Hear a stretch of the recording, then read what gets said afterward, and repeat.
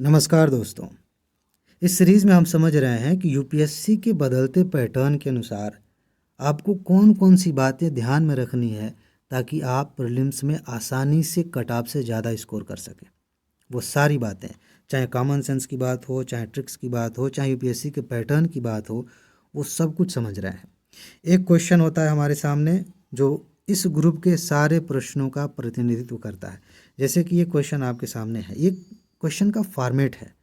आप पढ़ेंगे तो पता चलेगा कि ये भूगोल का प्रश्न है, लेकिन ठीक इसी फॉर्मेट में पॉलिटी का भी प्रश्न हो सकता है, करंट अफेयर का भी हो सकता है, इकोनॉमी का भी हो सकता है, पर्यावरण का भी हो सकता है, साइंस का भी हो सकता है।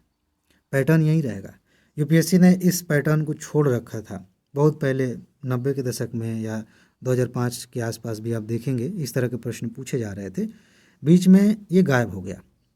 उसके बाद से अभी 2022 से यूपीएससी ने धीरे धीरे इसको इंट्रोड्यूस करना शुरू किया। 23 में काफ़ी प्रश्न पूछे, 24 में थोड़ा कम किया, लेकिन ये अब लगातार चलेगा। अब इस तरह के प्रश्नों को कैसे हल किया जाता है इसे समझ लीजिए। बहुत ही खूबसूरत ट्रिक है। इसमें आपको ज्ञान की ज़्यादा ज़रूरत नहीं होती। मतलब जो पढ़ा है वो आप फेंक तो देंगे नहीं, ज्ञान तो रहेगा ही। कहने का मतलब ये है कि आपने कम भी पढ़ा है, थोड़ा सा भी आता है, तो आप इस प्रश्न को निश्चित रूप से सही कर सकते हैं। एक बहुत ही खूबसूरत ट्रिक मैं आपको बताने जा रहा हूँ। इस सीरीज़ की जितनी वीडियोस पहले आई हैं आप ध्यान से उन्हें भी देखिए। आगे भी बहुत सारी वीडियोस आने वाली हैं, उसके लिए आप चैनल को सब्सक्राइब कर लीजिए और फिर देखिए कितना मज़ा आता है। ध्यान से समझिए। कथन दिए गए हैं, 2 कथन दिए गए हैं। कई बार यहाँ पे लिख जाता है कि कथन और कारण, ऐसा भी होता है। तो अब ध्यान से समझिए। पहला कथन कह रहा है कि पार्थिव विकिरण की तुलना में जो इनकमिंग आगामी विकिरण है, सौर विकिरण, उससे वायुमंडल अधिक गर्म हो जाता है। ठीक है। दूसरा कथन है वायुमंडल में कार्बन डाइऑक्साइड और अन्य ग्रीन हाउस गैसें दीर्घ तरंग विकिरण की अच्छी अवशोषक हैं। हो सकता है कि कंसेप्ट के लेवल पे आप थोड़े से कंफ्यूज हो सकते हैं। हो सकता है कि आप कुछ तथ्य इसमें याद करना चाहें और कुछ याद ना आए। ये जो कथन पहला है, बहुत सारे लोग ओवर स्मार्ट जो लोग होते हैं, जो अपने आप को समझते हैं कि मुझसे कुछ भी नहीं छूटेगा, उनसे ये कथन गलत हो सकता है। क्योंकि ये जो बात है ना, ऊपर से देखने पर, सीधा सीधा देखने पर ठीक लग रही है। हमने बचपन से इस तरह की बात पढ़ी है कि हाँ भाई, वायुमंडल गर्म तो हो रहा है, ऊपर से जो विकिरण आ रहा है सूरज की वजह से गर्म हो रहा है, इतना हमें पता है। तो उसकी वजह से हम यहाँ पे सरक जाएंगे, फिसल जाएंगे और गलती हो जाएगी। ये चालाकी यूपीएससी ने खूब किया है। चक्रवात वाले प्रश्न जब पूछे थे यूपीएससी ने, मेरा ख्याल है 2022 में, उसके पहले भी क्वेश्चंस पूछे गए हैं। खूब भूगोल में तो खूब बढ़िया तरीके से घुमा देती है। तो आपको समझना होता है कि ये जो लाइन लिखी गई है, इसमें यूपीएससी की चालाकी है कहाँ। ऐसे प्रश्नों में कंसेप्चुअल क्लैरिटी आपके काम आती है। ऐसे प्रश्नों को अगर मान लीजिए कि आप फंस रहे हैं, पहली बार में अंदर से दिल कह रहा है कि बात समझ में आ गई लेकिन थोड़ा सा डाउट है, आपको निश्चित रूप से रुकना चाहिए और देखना चाहिए कि डाउट है कहाँ।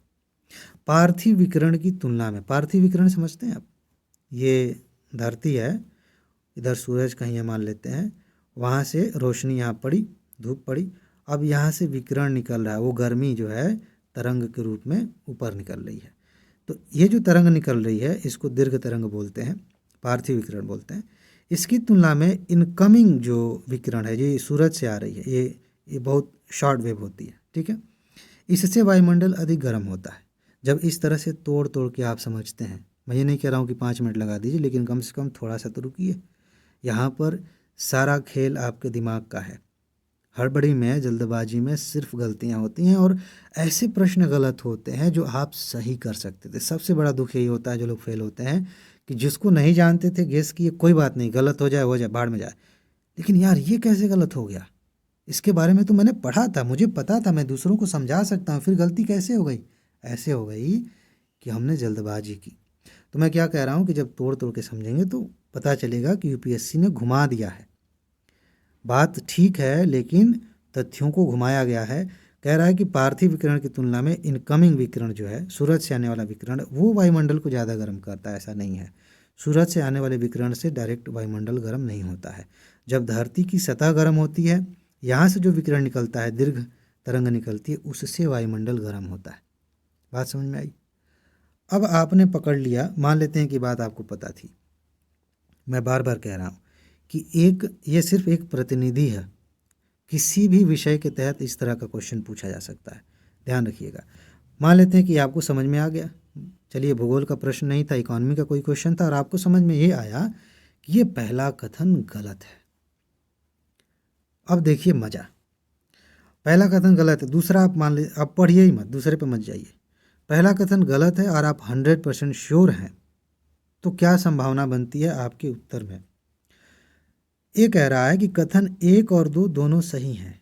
जब आप जान गए कि पहला कथन गलत है तो दोनों सही कैसे हो सकते हैं? हो सकता है कि दूसरा सही है, हमें दूसरा से अभी मतलब भी नहीं है, ठीक है, हमें मतलब नहीं, हमने पकड़ लिया है कि ये सही है, सॉरी ये गलत है।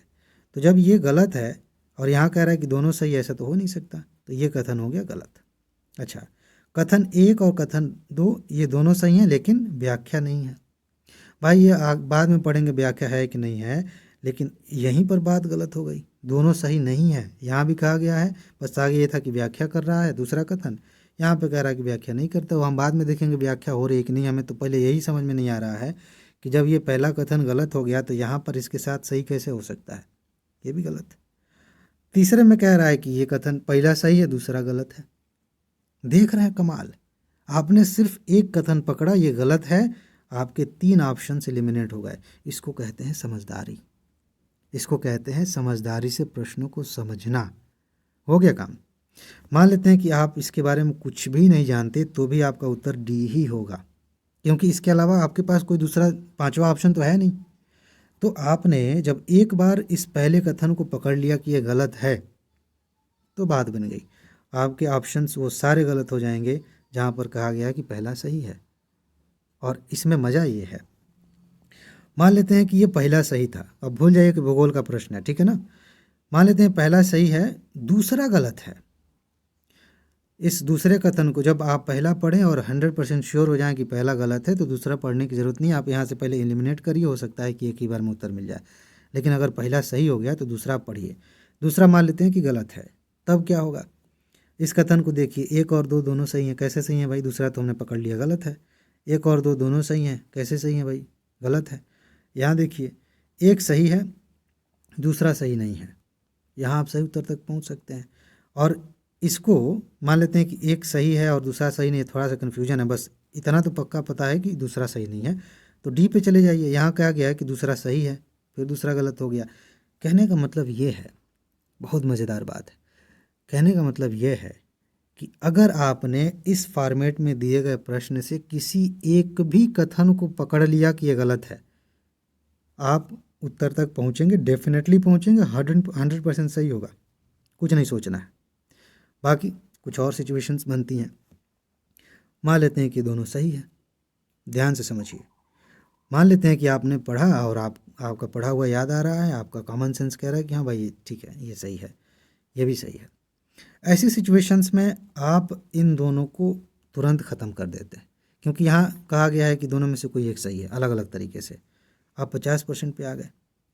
यहाँ पर आप क्या कर सकते हैं, आप ध्यान से दूसरी बार इसको पढ़ सकते हैं। अगर पहले कथन को ये दूसरा कथन सपोर्ट करता है, उससे मर्ज होता है, उसके साथ आगे बढ़ता है, तो आप एक हो जाइए, ये सही है। और ज़्यादातर 50% से ज़्यादा केसेस में ऐसा होता है कि जब दोनों कथन सही हो ना, तो वो दूसरा कथन पहले वाले की व्याख्या भी करता है।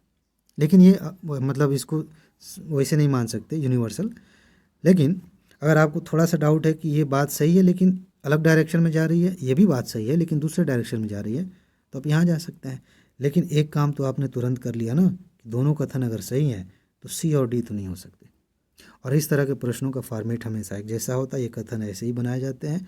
आपके लिए बहुत आसान है, कुछ लोगों के लिए कठिन हो सकता है कि पता नहीं क्या पूछ लिया है, लेकिन अगर आपने इस वीडियो को ध्यान से देखा है और समझा है तो अब आप इंतज़ार करेंगे कि यूपीएससी ऐसे प्रश्न हमें दे, तब मज़ा आएगा।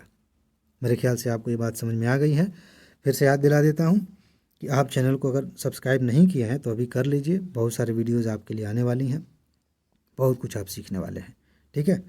तो बस इतना ही, अपना ख्याल रखिए, खुश रहिए, मस्त रहिए, मुस्कुराते रहिए, जल्दी से सफल होइए और ज़िंदगी को एंजॉय कीजिए। आगे मिलते हैं, नमस्कार।